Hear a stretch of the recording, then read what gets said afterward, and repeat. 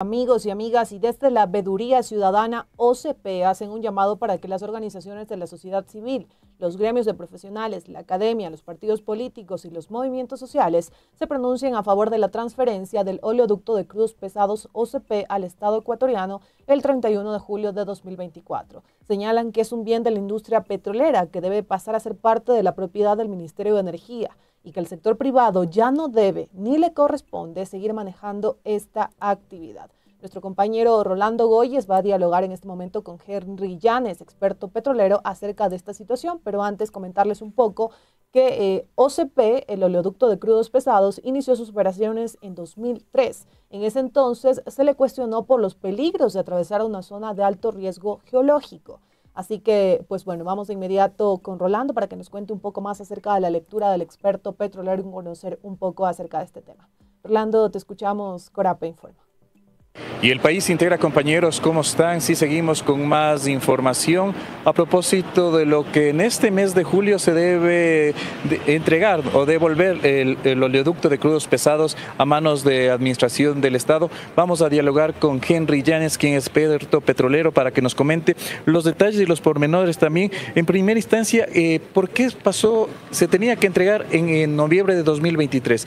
¿Cuál fue el motivo de la demora y qué está pasando al momento? Ahí vencía el plazo porque eso se lo estipuló por ley. El oleoducto crudos pesados empezó a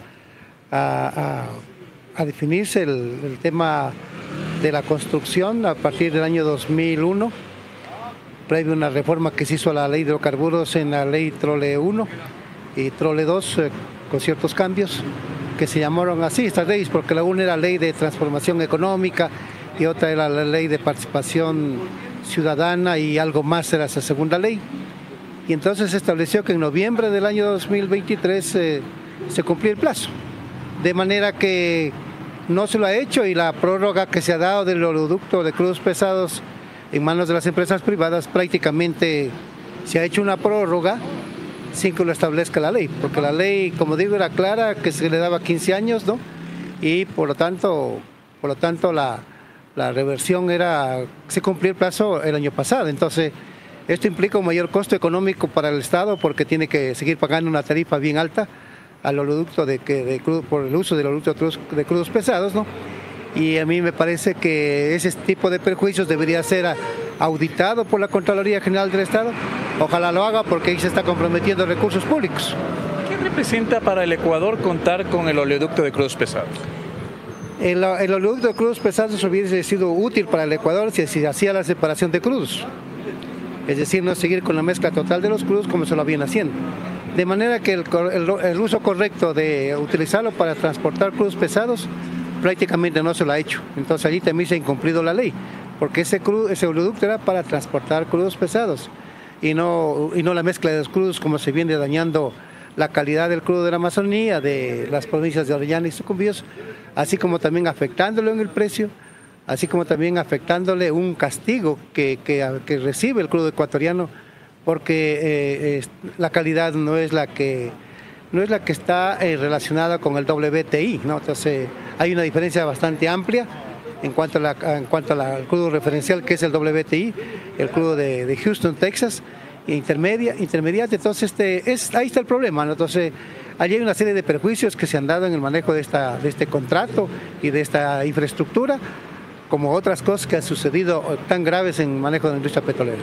Ahora deberían renegociar este contrato nuevamente para que la empresa privada esté a cargo de eso, no, o el Estado ya debería asumir la competencia. No tiene sentido, yo creo que el oleoducto tiene que pasar a manos del Estado.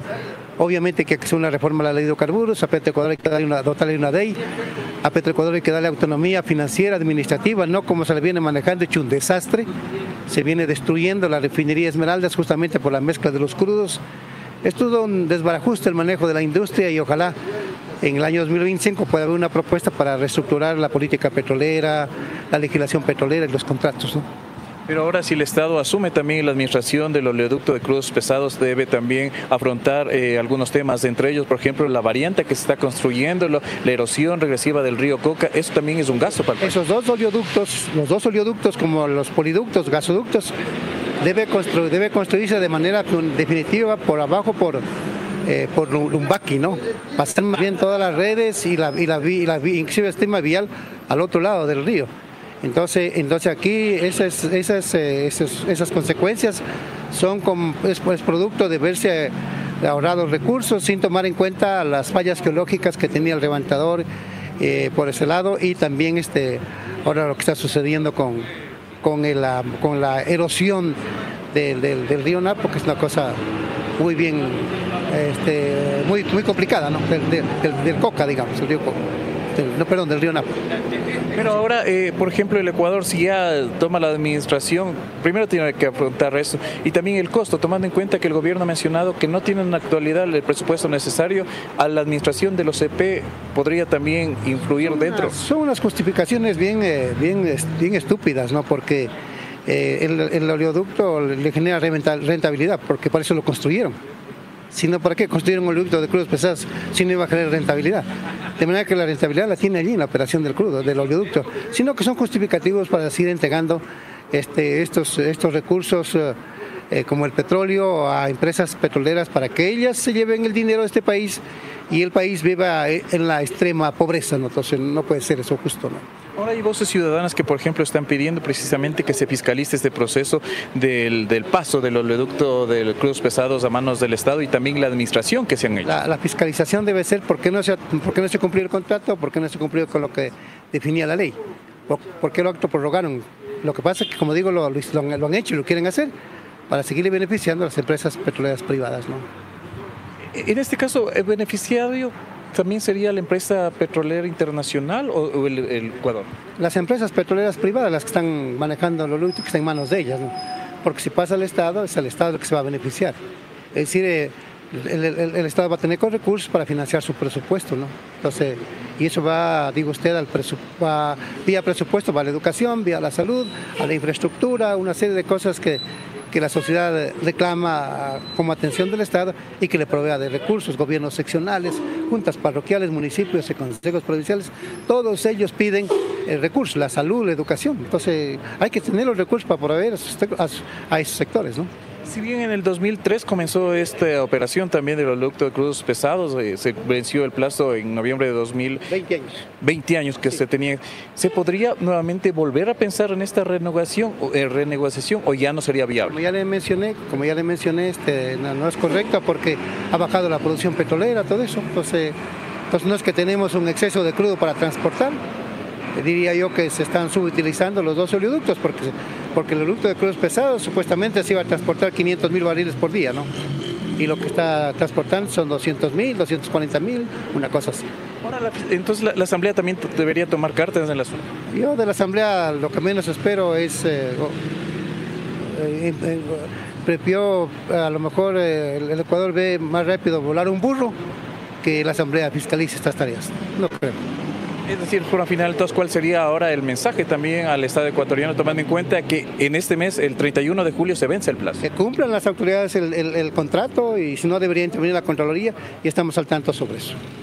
Okay, queremos agradecer a Henry Llanes, quien es experto petrolero, con quien hemos dialogado estos minutos a propósito de lo que en este mes de julio de 2024 ya se debería entregar la administración del oleoducto de crudos pesados a manos del Estado. Recordar que hubo la concesión de 20 años para que la empresa privada pueda estar al mando y también pueda operarlo, pero esto se cumplió en noviembre de 2023. En enero de 2024 se hizo nuevamente una prórroga que era hasta el mes de abril. En el mes de abril nuevamente se ha logrado esto y se determinó que en julio de 2024 se debería ya entregar la administración y mando del OCP a manos del Estado ecuatoriano. Ha dicho que la Asamblea Nacional debería fiscalizar este proceso y también voces ciudadanas han pedido lo mismo. Es el informe que nosotros les llevamos. Con esto retornamos. Elba, tú continúas. Corape informa.